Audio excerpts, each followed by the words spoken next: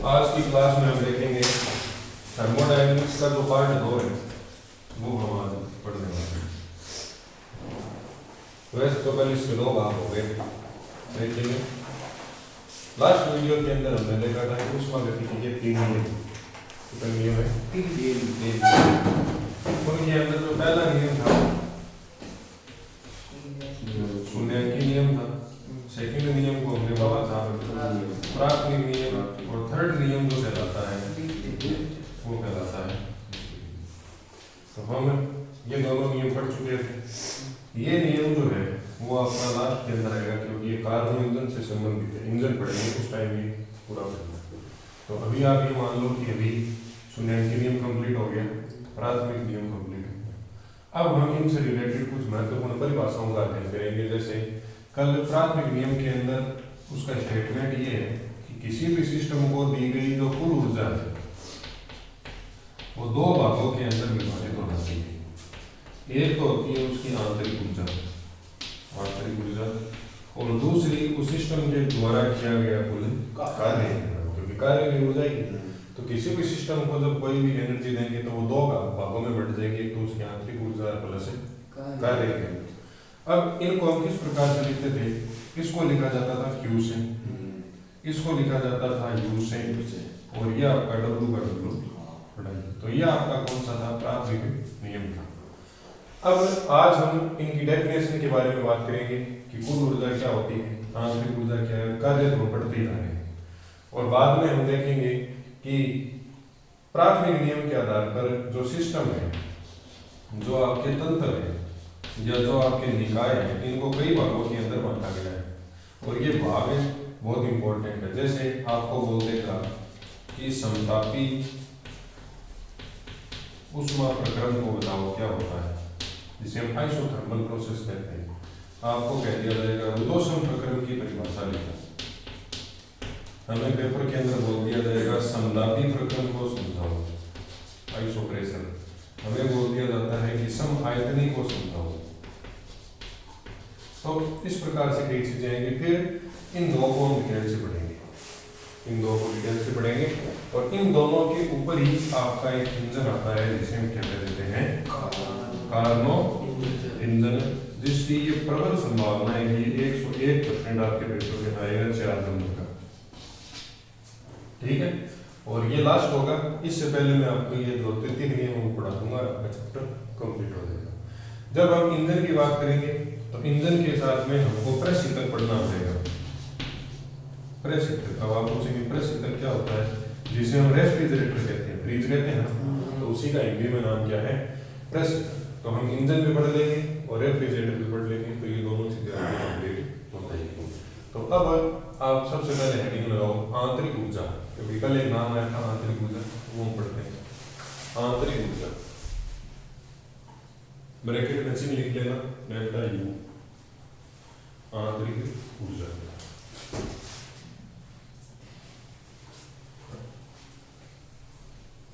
इसमें लिखो किसी निकाय में तंत्र को बोल रहा हूं, ठीक है? किसी निकाय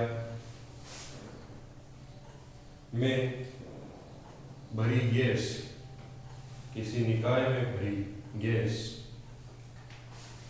के अणुओं की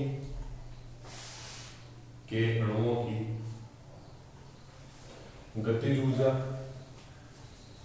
व स्थितिज ऊर्जा का योगफल, गतिज ऊर्जा व स्थितिज ऊर्जा का योगफल उस निकाय की आंतरिक ऊर्जा कहलाती है। उस निकाय की आंतरिक ऊर्जा कहलाती है, इसे हम इंटरनल एनर्जी कहते हैं।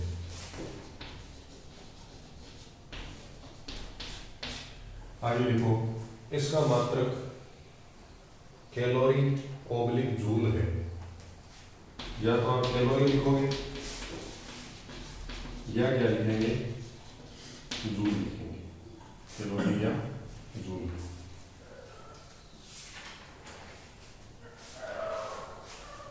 और कल हमने एक चीज देखी थी कि जो 1 कैलोरी है वो कितने जूल के बराबर है? 4.2 जूल के बराबर। ये लिख लो, कई बार सवाल के अंदर आपको मान दे देगा, तो हमें ये चेंज करना आना चाहिए। मान लो आपको ये बोलते हैं फॉर एग्जांपल कि आपके पास में 50 कैलोरी है और इसको किसके अंदर कन्वर्ट करो, जूल में कन्वर्ट करो, तो आप क्या कर देंगे कि 1 कैलोरी का मान 4.2 जूल है, तो इसे मल्टीप्लाई कर देंगे, तो ये कट जाएगा 5 आ जाएगा 200। ठीक, तो ये ऐसे परिवर्तन करना आना चाहिए। मैं ये नहीं कहूँगा कि ये 1 नंबर का सवाल पूछेगा, ये 1 नंबर के अंदर आना नहीं, लेकिन जो बड़ा सवाल होगा उसके अंदर आपको वैल्यू कैलोरी के अंदर दे दी और फिर नीचे निर्देश लिख दिया कि जो भी कैलकुलेशन करो वो जूल के अंदर करो, तो वहां पर अगर हम ये बदल नहीं सके तो फिर आंसर बढ़ता है। ठीक है, इसका मतलब क्या लिख दिया, चलो अब हेडिंग लगाओ, ऊष्मागतिक निकाय, थर्मोडायनेमिक सिस्टम, ऊष्मागतिक निकाय, थर्मोडायनेमिक सिस्टम, और इसकी एक फोटो बनाना।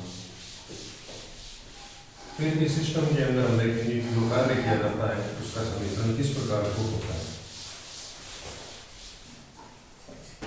इसकी फोटो बनाऊंगा।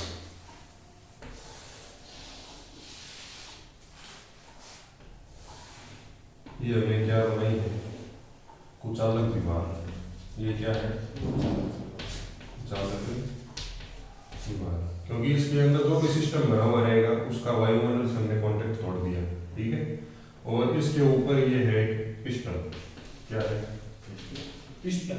पिस्टन जैसे बंदूक के अंदर ट्रिगर होता है ना, दबाते हुए काम करती है, उसी तरीके से पिस्टन है। इसको हम पकड़ के ऊपर करेंगे तो यहाँ पर क्या है, ऐसे गिरनी लगी हुई है, सर्किल लगी हुई है, जैसे तुम हाँ इसको ऊपर खींचेंगे तो ये इसके साथ में क्या करेंगे, ऊपर जाएंगे, नीचे गिरेंगे तो वापस नीचे आएंगे। और इसके अंदर क्या भरी हुई है, आपकी गैस भरी हुई है। क्या भरी हुई है, गैस। जब हम इसको ऊपर की तरफ खींचेंगे तो इस गैस के आयतन के अंदर वृद्धि होगी। भाई ये ऊपर जाएगा तो इसको स्पेस ज्यादा मिलेगा तो इसके आयतन में क्या होगी, वृद्धि होगी। और आयतन में वृद्धि के साथ में तापमान में क्या होती है, कमी हो जाती है। भाई कमरा अगर मान लो ये कोई रूम है, ये क्या है, रूम है, यहाँ पे आपका दरवाजा है। अब दरवाजा क्या करता है, दरवाजा अगर बंद कर लिया तो बाहर का जो वायुमंडल की चीजें हैं वो अंदर नहीं आ पाएगी, तो गैस इतनी है वो उतनी है।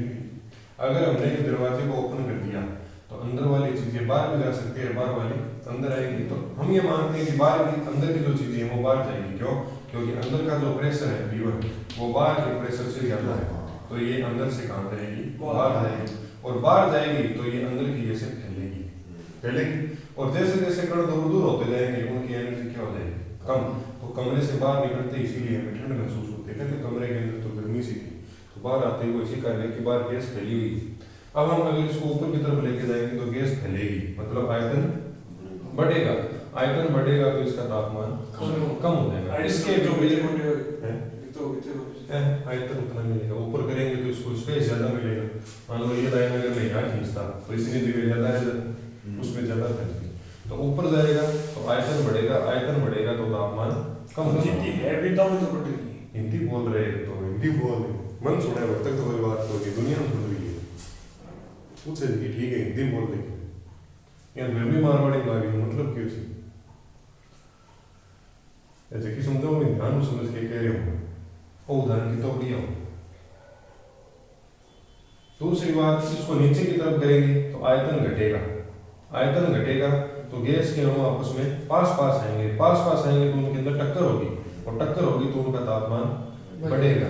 तो यहाँ लिख लो, इसका तापमान बराबर T, आयतन बराबर V,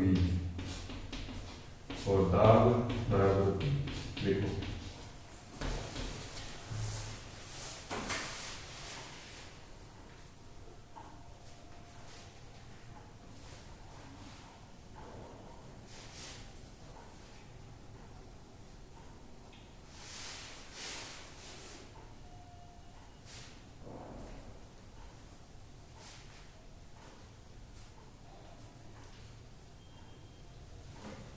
ये दीवारें हैं सुचालक, ये दीवारें सुचालक है, केवल एक दीवार है वो कुचालक है।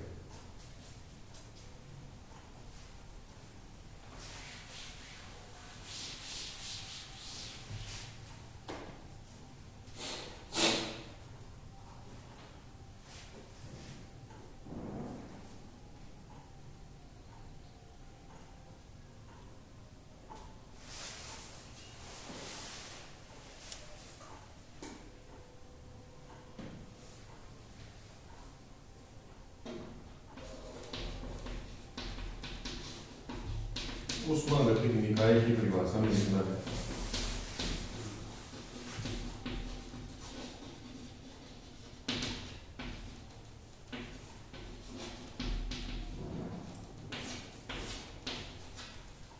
वह स्थान जहां गैस को भरकर उस पर प्रयोग किए जाते हैं, वह स्थान जहां पर गैस को भरकर उस पर प्रयोग किए जाते हैं ऊष्मागतिक निकाय कहलाता है।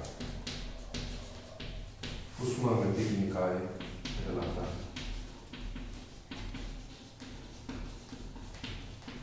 थर्मोडायनेमिक सिस्टम कहलाता है।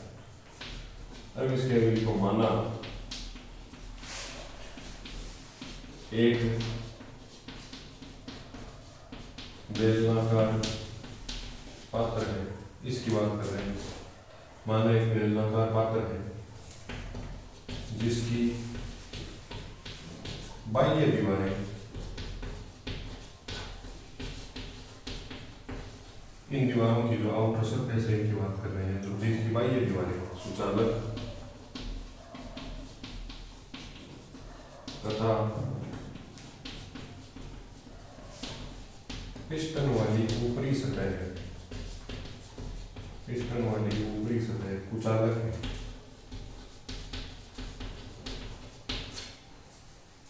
इसमें P दाब कोमा T ताप व V आयतन वाली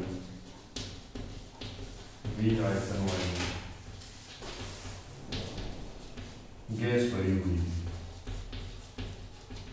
गैस भरी। जब इस पिस्टन को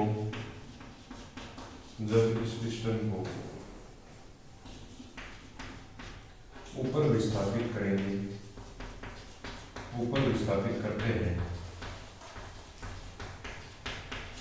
तो आयतन V में वृद्धि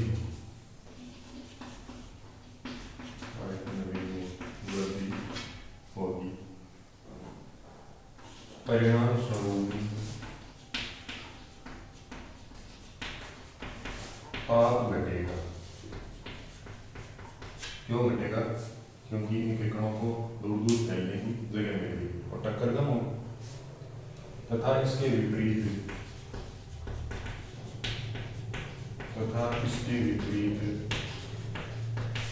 जब पिस्टन को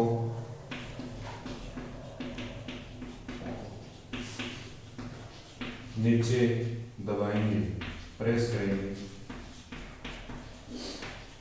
तो आयतन घटेगा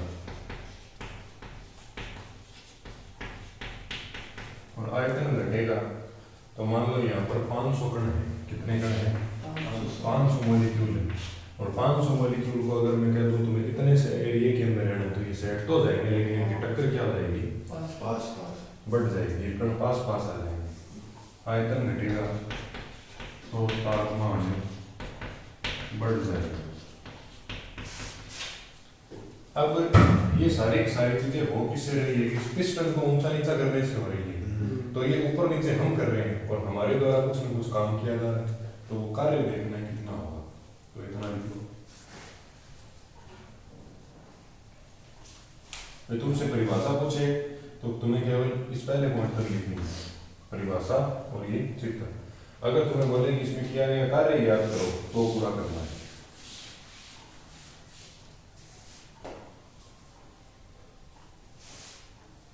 माना पिस्टन को डेल्टा एक्स मतलब अतिगल को विस्थापित करना है कि वो ऊपर हो चाहे नीचे हो। डेल्टा एक्स विस्थापित करने में एफ बल लगाकर डेल्टा डब्ल्यू कार्य करना पड़ता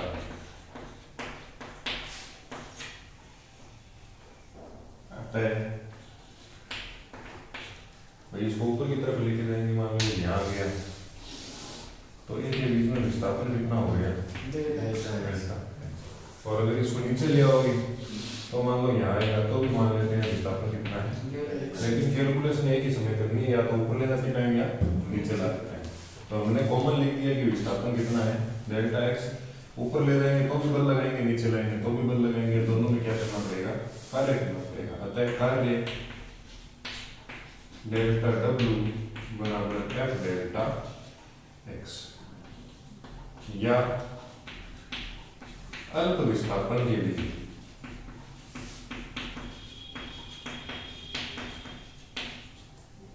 अल्प विस्थापन है तो डेल्टा को डी के अंदर कन्वर्ट कर दो, तो ये हो जाएगा डी डब्ल्यू बराबर एफ डीएक्स। ये अवकलन समाकलन वाले से पढ़ रहे हैं,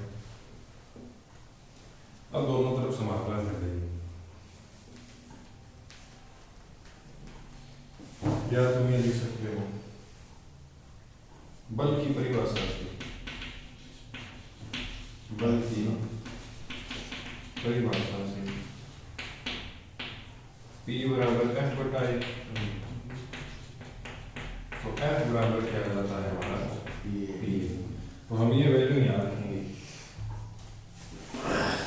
तो वैल्यू क्या मिलेगा, इस समीकरण में रखेंगे तो डी डब्ल्यू बराबर F की जगह हमने रख दिया P A B X। ये क्षेत्रफल और ये विस्थापन तो इन दोनों ने बना लिया आयतन, ये 2D और ये 1D तो 3D बन गया, तो डी डब्ल्यू बराबर क्या गया बी डी। ये काम हमने किया था बर्नौली प्रमेय के अंदर, अगर तुम्हें याद हो तो बर्नौली प्रमेय का पहला स्टेटमेंट निकाला था, उसके अंदर ये डी काम किया था।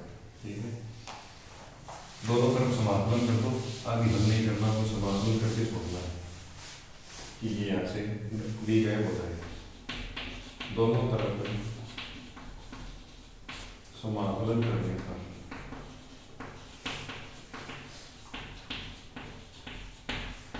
ये चैप्टर बहुत टेक्निकल है, बार बार इसको पढ़ोगे रिवीजन करोगे तब तो समझ में आएगा, आगे तो और बढ़िया बढ़िया से नहीं करना है बाकी।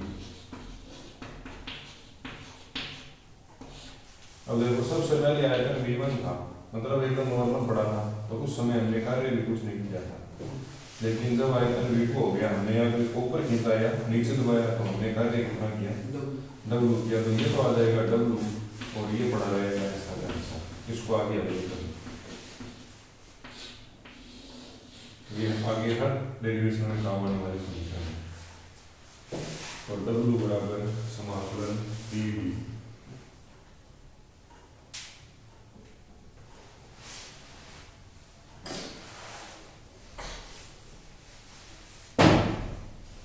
लिखिए।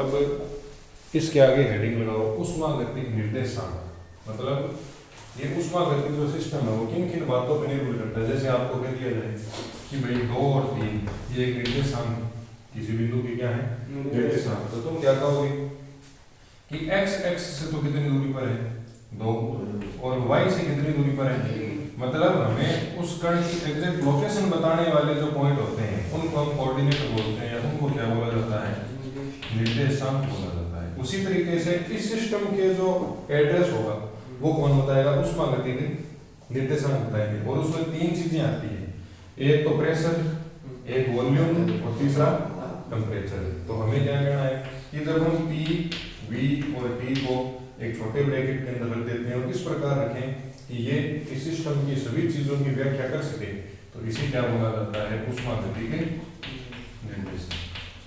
1 नंबर में परिभाषा आती है, ठीक, तो हेडिंग लगाओ ऊष्मागतिक निर्देशांक, इसमें लिखो किसी ऊष्मागतिक तंत्र की किसी उष्मागतिक तंत्र की संपूर्ण जानकारी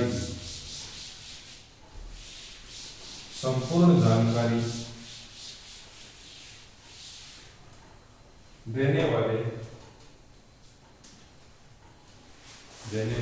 बिंदुओं का तंत्र की संपूर्ण जानकारी देने वाले बिंदुओं का या भौतिक राशियों का समूह है, बिंदुओं का या भौतिक राशियों का समूह है, उष्मागतिक निर्देशांक कहलाता है। उष्मागतिक निर्देशांक कहलाता है। भौतिक राशियों का समूह, हाँ समूह उष्मागतिक निर्देशांक कहलाता है। ये भौतिक राशियां निम्न है, ये भौतिक राशियां निम्न है। नंबर 1 दाब, नंबर 2 आयतन और नंबर 3 टेम्परेचर, तापमान। तो अब लिखेंगे इसको प्रदर्शित कैसे करते हैं।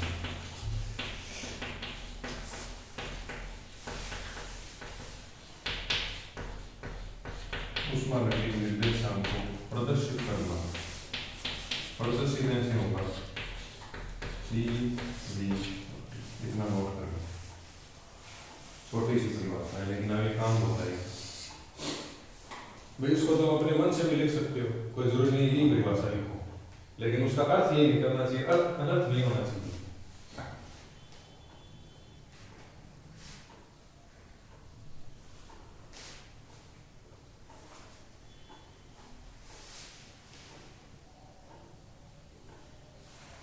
अब इसके आगे लगाओगे उष्मागतिक अवस्था समीकरण।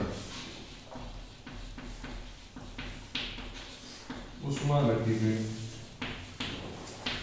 अवस्था समीकरण। अब अवस्था समीकरण क्या होगी कि हमने 3 चीजें लिख दी, P, V और T। इनको हम क्या बोल रहे हैं, उष्मागतिक निर्देशांक। इनको क्या कह रहे हैं, उष्मागतिक निर्देशांक। तो भाई हमें एक इस प्रकार की समीकरण बनानी है जो इन तीनों के अंदर संबंध बताए। मतलब उस समीकरण में P भी आना चाहिए, V भी आना चाहिए, T भी आना चाहिए। तो उसे हम क्या बोलेंगे, उष्मागतिक अवस्था समीकरण। उष्मागतिक अवस्था समीकरण वो समीकरण है जो किस पर निर्भर करती है, उष्मागतिक निर्देशांक। और किसी भी उष्मागतिक तंत्र की अवस्था को बताने के लिए बनाई जाती है। समझिए, मतलब उष्मागतिक जो तंत्र है वो किस स्टेट में, उसका दाब कितना है, उसका आयतन कितना है, उसका तापमान कितना है, वो सारी चीजों की व्याख्या कौन करती है, उष्मागतिक समीकरण। दूसरी, अगर तुम्हें P V दे दे और फिर बोले T ज्ञात करो, तो वो किसकी सहायता से होगा, अवस्था समीकरण की सहायता से। फिर तुम्हें बोल दे कि तुम्हें कोई सिस्टम दे दिया, उसके अंदर P है, V है, T है, तो इसके द्वारा किया गया कार्य ज्ञात करो, तो वो किसके द्वारा होगा, उष्मागतिक अवस्था समीकरण। तो इसमें सबसे पहले लिखो उष्मागतिक निर्देशांकों, उष्मागतिक निर्देशांकों में संबंध बताने वाली, उष्मागतिक निर्देशांकों में संबंध बताने वाली तथा किसी तंत्र की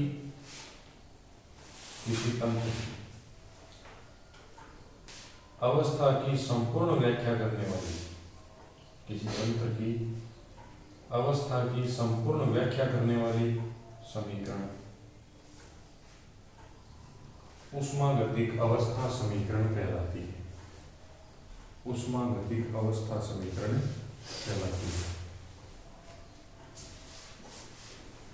अब हमें इसमें आपके केमिस्ट्री के अंदर भी आती होगी, अगर आपने ये चैप्टर पढ़ लिया है, तो इसमें लिखो जैसे आदर्श गैसों की अवस्था समीकरण। बड़ा है कि बड़ा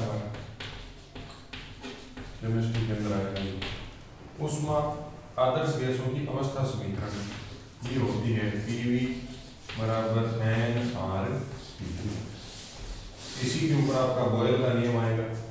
इसी के ऊपर आपका चार्ल्स का नियम आएगा, फिर अवोगाद्रो का नियम आएगा, फिर गैलुसेक का नियम आएगा, लेकिन यहाँ नहीं आएगा, केमिस्ट्री में आएगा। जहाँ P बराबर है प्रेशर, V बराबर है वॉल्यूम, N बराबर है मोलों की संख्या, R बराबर है गैस नियतांक, R.314, T बराबर है टेम्परेचर या तापमान। तो देख लो इस समीकरण के अंदर P भी है, V भी है और T भी है, लेकिन ध्यान रखने वाली जो चीज है वो ये है कि N व R दोनों क्या है, कांस्टेंट, मतलब नियतांक है। N भी मोलों की संख्या है और T भी R भी क्या है, R.20 इस वैल्यू है, ठीक है।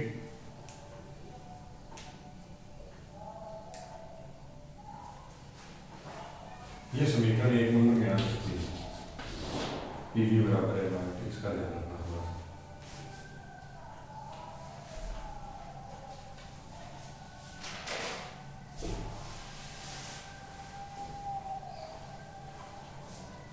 अब जो बेसिक परिभाषा थी वो हमने सारी पढ़ ली। अब हम जो कल हमने प्राथमिक नियम पढ़ा था उस पर आधारित कुछ प्रक्रमों की बात करेंगे।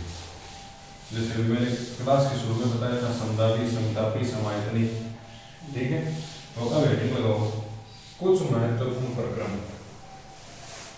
महत्वपूर्ण ऊष्मागतिक प्रक्रम, ऊष्मागतिक प्रक्रम, इंपॉर्टेंट थर्मोडायनेमिक प्रोसेस।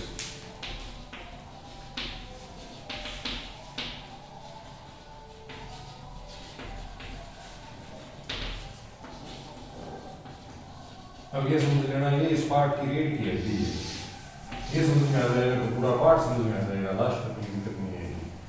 इसमें लिखो, ऊष्मागतिक समस्याओं को हल करने के लिए,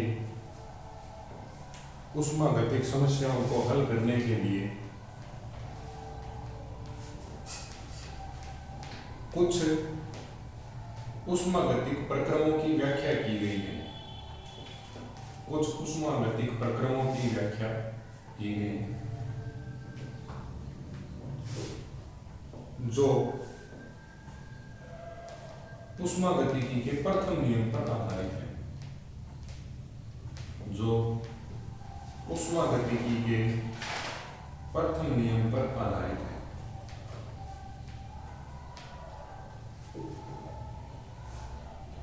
सबसे पहले इनकी एक लिस्ट बनाएंगे, कौन कौन से।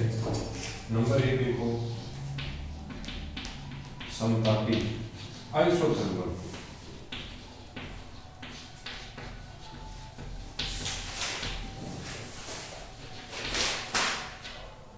नंबर 2 लिखो, समआयतनी।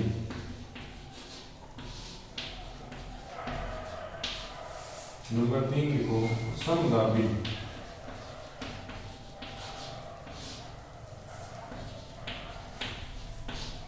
नंबर 4 लिखो, रुदोषम प्रक्रम।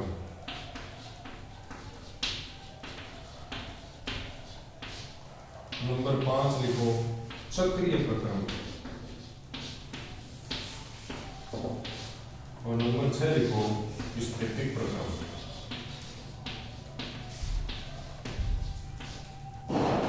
इसे आप स्टैटिक बोलते हैं, स्टैटिक प्रोसेस। ये साइक्लिक प्रोसेस है, ये एडियाबैटिक है, ये आइसोप्रेशर, ये आइसोवॉल्यूम। कहने की बात है, जो सबसे मेन है वो ये 3 है। एक तो हमें समतापी पता होना चाहिए, एक हमें रुदोषम पता होना चाहिए, और तीसरा कौन सा होना चाहिए, चक्रीय। ठीक, अब इनके नाम से हम सबसे पहले समझते हैं कि इनमें होगा क्या है।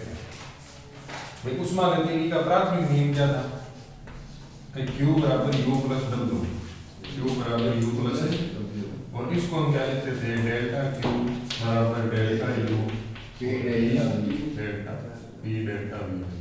ठीक है, ये किसके ऊपर निर्भर करती थी, तापमान। और ये क्या है, आयतन में परिवर्तन, और ये है उसकी कुल ऊर्जा, कुल ऊर्जा जो कहाँ से दी जाती थी, बाहर से सिस्टम को देते हैं। अब देखो क्या होगा, विषम के अंदर कॉमन क्या है, देखो ज्यादातर सम, तीनों में सम कॉमन आ रहा है, और लास्ट में प्रक्रम, प्रक्रम तो सब में ही। अब मेन जो समझने वाली बात है वो क्या है, भाई सम का मतलब क्या है, समान। सम का मतलब क्या है, समान। और जब कोई चीज समान होती है तो उसमें परिवर्तन कितना होता है, परिवर्तन तो होगा नहीं, सारी चीज समान ही समान चल रही है।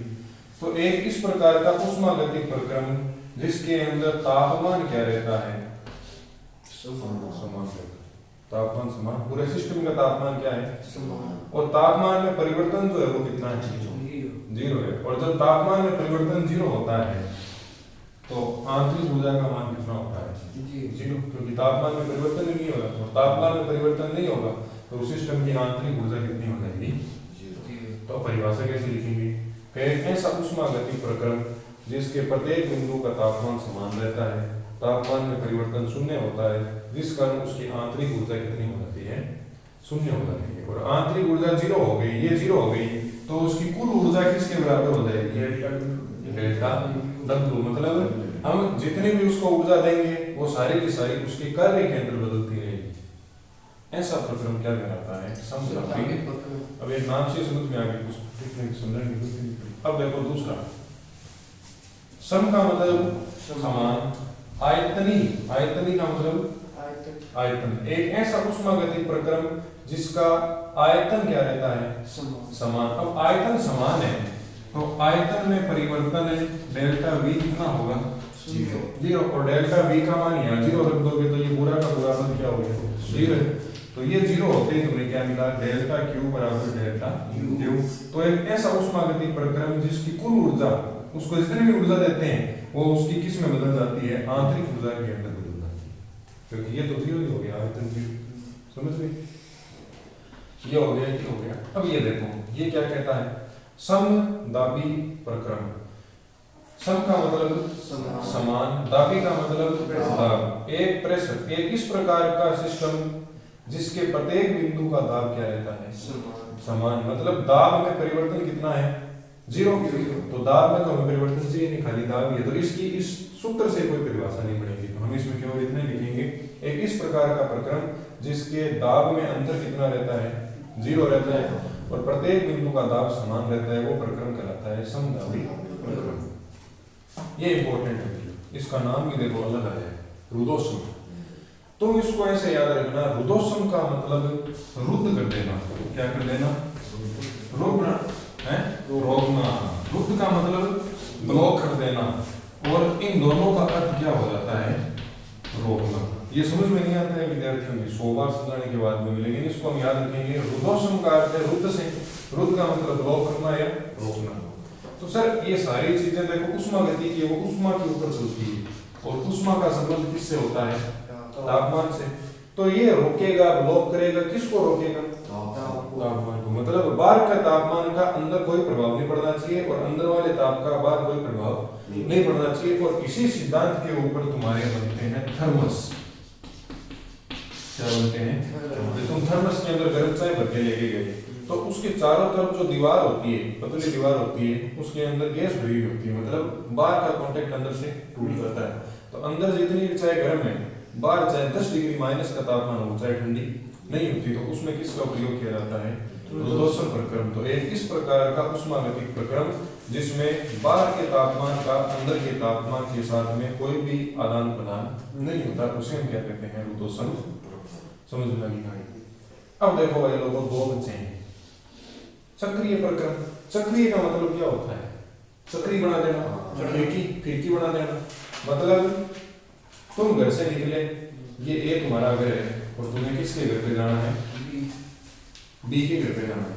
तो तुम यहाँ से निकले, भाई तुम जा तो ऐसे नहीं सकते हो, लेकिन तुम यहाँ से ऐसे निकले, यहाँ पहुंचे पूजा मार्केट, यहाँ गए विनोद गोलगप्पे वाले के पास में, फिर यहाँ गए किसी तुम्हारे जानकार के घर के ऊपर, वहां से तुम किसके पास पहुंचे, आना तो घूम फिर के कहां पर है, बिल्कुल है, लेकिन तुमने एक चक्कर काटा।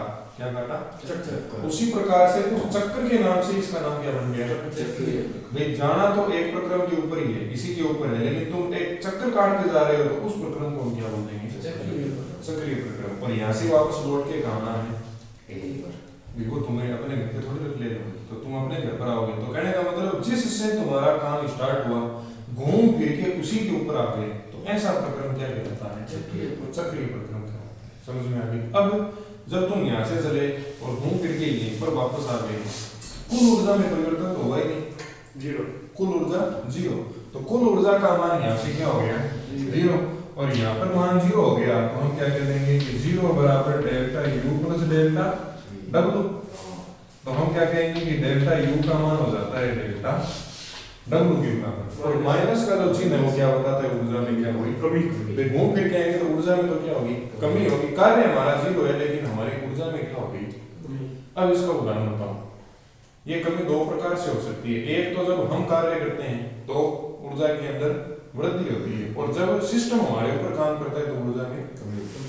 देखो एक ट्यूब है, जो साइकिल वाली ट्यूब होती है वो है, ठीक है।